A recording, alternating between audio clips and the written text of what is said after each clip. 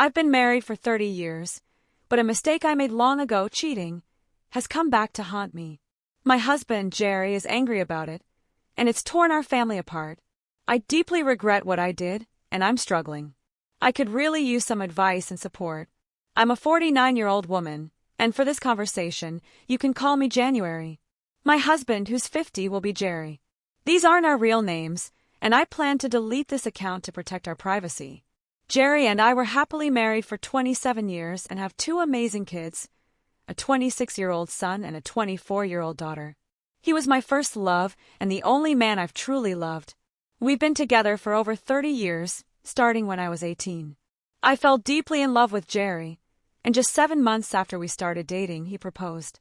I was over the moon and said yes immediately. At that time, Jerry was in his second year of college, and I worked at a local hardware store in our hometown. We agreed to stay engaged until he finished school and got a job, which meant waiting almost 3 years to get married. I was fine with waiting because I loved him so much and couldn't wait to spend my life with him. Jerry went to college in the state capital, about 2 hours from our hometown. He usually came home on weekends, but sometimes he stayed at school to study or because of bad weather. On those weekends, we spent hours talking on the phone. Back then, about 30 years ago, there were no smartphones, texting, or internet, so we used landline phones. Thinking about it now makes me feel old. About a year into our engagement, I started feeling impatient and suggested we get married sooner instead of waiting 2 more years. I told Jerry how much I wanted to be his wife, and admitted I was afraid he might meet someone else at college and leave me. That fear was probably just in my head, but Jerry reassured me he'd never do such a thing and told me how much he loved me. Jerry told me waiting to get married would help us make sure we were truly ready, emotionally and financially, to start a family. But this is where I made a terrible mistake. At the hardware store where I worked, there was a regular customer, let's call him Jim. He was an electrician who came in 2 or 3 times a week for supplies. We had a friendly relationship, and he often joked and flirted with me. I made it clear I was engaged, but Jim said he was engaged too, and that he felt such a strong connection with me that he'd take the risk for just one chance with me. For weeks, this flirty back and forth went on. Then, one weekend when Jerry stayed at school, I made the horrible decision to go out with Jim. We went on a couple of dates, and after our third, I ended up in his bed. Over the next 2 weeks, I met him at his apartment 3 more times while his fiancée, let's call her Susie, was at work. I know how wrong this was, and I can't defend myself. I lost my sense of judgment, and I deeply regret it. But when Jerry came home, I realized what I had done. I immediately ended things with Jim. He was heartbroken and begged me to run away with him, but I told him no. I said we had to move on because we were both engaged, and I loved Jerry with all my heart. Jim and I went our separate ways. He stopped coming to the store, and I haven't spoken to him in 29 years. 2 months later, he married Susie, and 18 months later, I married Jerry. Since then, Jerry and I have had a happy marriage. He was a wonderful husband, provider, and father, and I devoted myself to our family as a stay-at-home mom. Our marriage seemed ideal. But all of that changed 3 days ago because of my carelessness. Here's what happened. As a teenager, I kept a diary. I wrote in it regularly until about a year before I met Jerry. When I moved out of my parents' house, I packed the diary in a cardboard box along with old yearbooks and school mementos. That box, along with others, was stored in the basement of our home, untouched for more than 25 years. This past Saturday, Jerry decided to clean the basement and transfer the contents of those boxes into plastic storage bins. While sorting through the boxes, he found my diary. He spent the entire morning cleaning, and when he came upstairs, he didn't say a word. He just walked down the hall to the bathroom. I thought he was tired and went to check on him after 45 minutes. He said he was fine and was just reading. I didn't realize what he was reading until he came out holding my diary. His face was filled with disgust and anger like I'd never seen before. He opened the diary and started reading out loud the parts where I wrote about Jim. I immediately begged him to stop, trying to explain, but he kept reading, growing angrier. When he finished, he told me to pack a bag. I asked why, and he told me I was going to stay with my parents. I tried to reason with him, crying and pleading, but he kept insisting. At one point, I was on my knees, hugging his legs and begging him to listen. His face was red with rage, and veins were bulging from his forehead. He looked more furious than I'd ever seen him. I didn't want to make things worse, so I packed a bag and left for my parents' house. When I arrived, I told them what happened. They were shocked and disappointed. My parents, who are 81 years old, think of Jerry as a son. I explained to them that what Jerry read happened nearly 30 years ago. I had remained completely faithful throughout our marriage. But my parents were deeply upset when I told them everything, and the shock left them speechless. I tried calling and texting Jerry all night, but he didn't respond. The next morning, my daughter called me furious, demanding to know how I could betray her father. She said Jerry had a video call with her and my son the night before and shared pages from my diary with them. I felt humiliated and tried to explain, but my daughter wouldn't listen and hung up.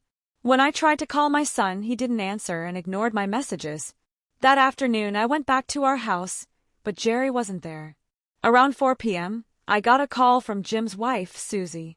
She cursed at me, insulted me, and warned me to stay away from her. I tried to talk to her, but she hung up on me. Later that evening, a friend told me Jerry was at a local bar, openly discussing the affair with people. This was completely unlike him, as Jerry rarely drinks and is usually reserved. I was devastated. I kept trying to call and text him, but he didn't reply. Later that night, one of Jerry's friends dropped him off at home. He seemed drunk and emotional. I hugged him tightly when he came in, and although he didn't respond at first, he eventually hugged me back. Through tears, he asked, "How could you do this to me?" I apologized over and over, explaining it was a mistake from nearly 30 years ago. He said he felt like our entire life was built on a lie, and that he was ashamed of himself for trusting me. He became angry again and told me to leave. I begged him to let me stay, but he calmly insisted I give him a week to think things through. Heartbroken, I left and returned to my parents' house. During that week, I sent Jerry messages every day, expressing my deep regret and love, but he didn't respond. Friends told me they saw him out drinking with Susie a few times. I don't know if they were just talking or if there's something more going on. I've heard that Susie kicked Jim out and is planning to divorce him. Apparently, she has a history of cheating, and some believe she's using this situation as an excuse to end her marriage. Meanwhile, news about the affair has spread throughout our small town, and everyone seems to have an opinion.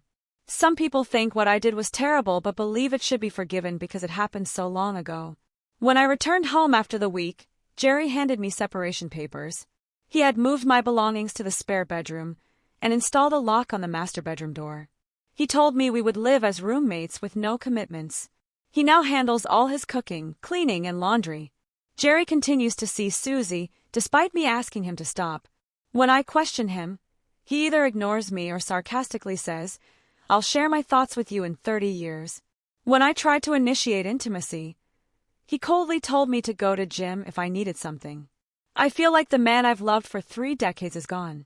I've heard from a friend that Jerry had a tense encounter with Jim at our local social club. Jim begged Jerry to speak with him privately, but Jerry told him to go away and warned him not to show his face again. This behavior is so unlike Jerry, and I'm worried about him. Right now, I'm following Jerry's wishes, giving him space, and hoping he'll eventually talk to me. I'm considering finding a part-time job to stay busy since Jerry has taken over most of the household tasks. I feel immense guilt over my actions, but also believe Jerry is reacting harshly. I hope we can eventually rebuild our relationship and heal. Thank you for listening and for your advice. I wanted to provide an update on my situation, especially after all the valuable advice and feedback I've received over the past year. Unfortunately, things have gotten worse. Jerry and I are now officially divorced, and I find myself completely alone. As I mentioned before, we were living separately under the same roof, and I was doing everything I could to reconcile. This went on for 2 months, and I started to feel hopeful that we were making progress. Then, one day, Jerry asked to talk. He wasn't angry anymore. Instead, he seemed sad and serious. What he said shattered me. He told me he no longer had romantic feelings for me and wanted a divorce. He also apologized for how he had acted over the past few months, but explained that he couldn't forget the affair or the lies, especially about Jim. I begged him to reconsider for several days, but his mind was made up. He also told me he had requested a job transfer to Tampa and would be moving closer to his parents in Sarasota, our daughter in Orlando, and our son in Atlanta. Hearing this broke my heart completely. To cope, I've been attending therapy 3 times a week, which has been helpful. My therapist explained that the affair changed Jerry deeply, and he now sees me differently. She advised me to grieve this loss as if the Jerry I loved no longer exists, as he is not the same person anymore. My children, who were initially angry with me, are now heartbroken over the divorce. They had hoped Jerry would eventually forgive me and reconcile. Both of them have visited me and tried to help us get back together, but Jerry had already made up his mind. My parents are also deeply saddened. Jerry was like a son to them, and he provided so much support over the years.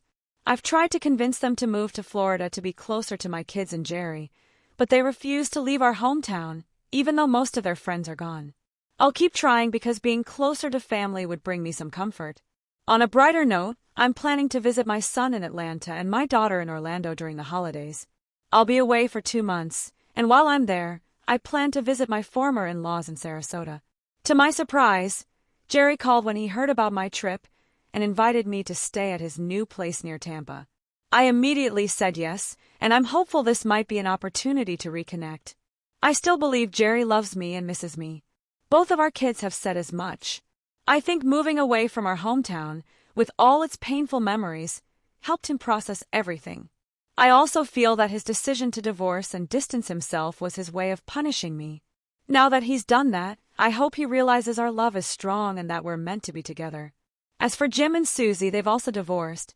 I've heard Susie was upset about Jerry's move because they had become close, and he supported her through her divorce. While she claims they were only friends, there are rumors they had a passionate affair for several months before Jerry left town. She has already visited him in Florida, and it deeply pains me. If Jerry needed an affair to work through his emotions and heal, I suppose I can accept it. I am overwhelmed with regret for my foolish mistake, and feel ridiculous for not destroying that diary 29 years ago. I remember almost shredding it back then but decided to keep it, and now I deeply regret that choice. I can only shake my head and blame myself for this mess. Story 2. In July, my wife, 34, went on a short work trip from Thursday to Saturday morning. That same evening, we attended my stepdad's birthday dinner, and everything seemed perfectly normal. On Sunday, we stuck to our usual routine, grocery shopping, running errands, and preparing for the week ahead. When the work week started on Monday, things seemed fine. We exchanged our usual texts during the day, but on my way home from work, she texted me about having a possible yeast infection and said she was going to get it checked out. I sympathized and made a lighthearted joke saying hopefully it's not an STD, lol. She laughed it off, and that was the end of it, or so I thought. A few hours later, she texted me again saying, "Your comment earlier about it being an STD was weird. You don't think I'm cheating on you, do you?" I chuckled and replied, "No, lol," but her comment struck me as odd. Looking back, this was the first red flag. 2 days later, she told me her condition had worsened and that she needed to see the doctor again. I felt bad for her. She's had minor discomfort like this before, but it had never been this bad.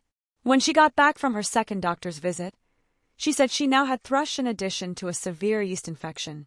I asked her what thrush was, and she explained it's a throat infection. Jokingly, I told her to stay away from me so I wouldn't catch anything. In hindsight, this was the second red flag. Over the next few days, including the weekend, she mostly stayed in bed due to her illness. She called in sick to work but managed to do some tasks from home. I kept my distance, watching her rest on the couch or in bed. She was clearly unwell, and there wasn't much I could do. As she began to recover the following week, I started noticing something was off. One day, I came home from work and found her sitting on the couch crying.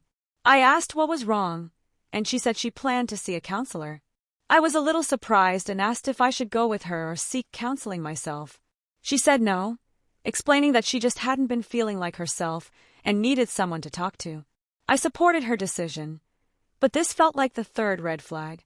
A few days later, after I had just finished showering, I found her sitting on the bed crying again. I asked her what was wrong and she said, "Is this the best life has to offer? Is this what we want? Is it what you want? What do I want? Is there more to life than this?"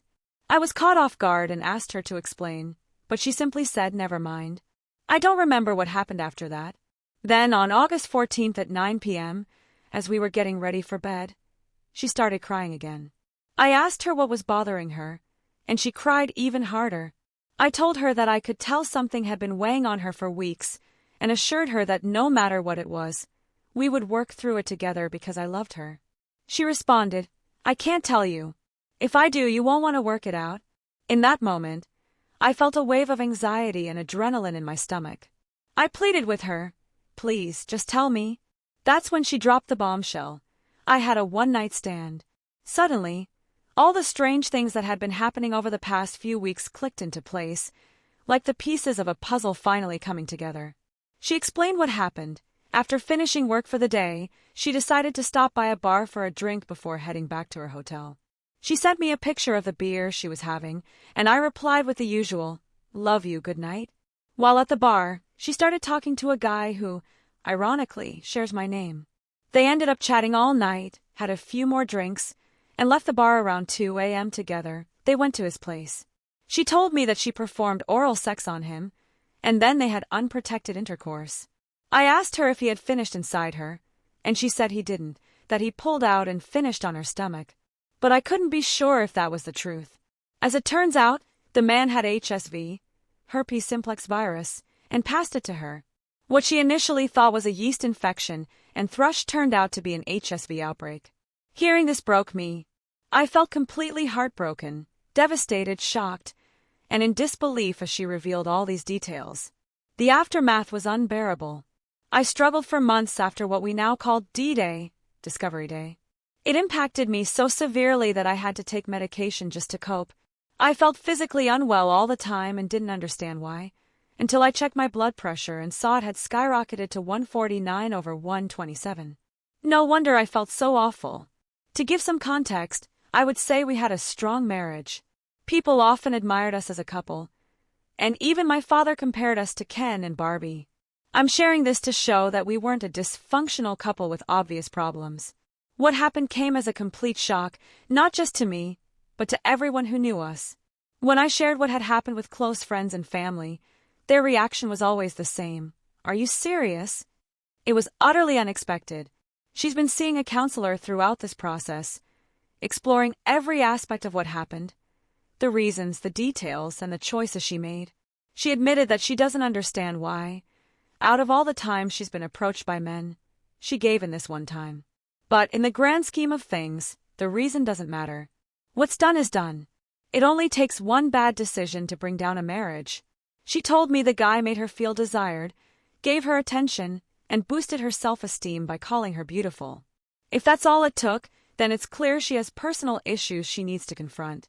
Unfortunately, she wasn't mature enough to deal with those feelings or recognize there was a deeper problem before it was too late. I understand that it takes two people to create problems in a marriage, and I acknowledge my part in this. I could have been a better husband, more attentive, more engaged, and more of what she needed. These are lessons I've learned. However, I cannot take responsibility for her actions.